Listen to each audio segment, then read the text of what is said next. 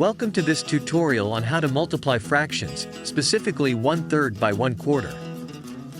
We're going to break this down into simple steps to ensure it's easy to understand. First, let's examine our fractions.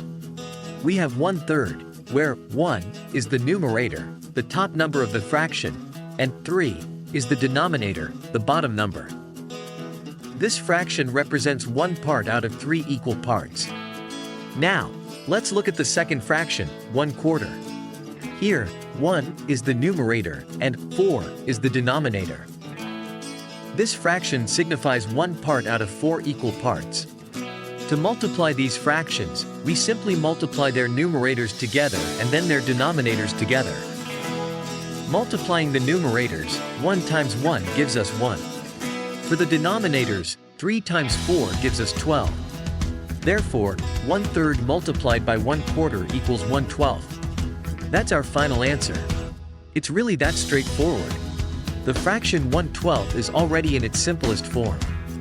You've now learned how to multiply two fractions together.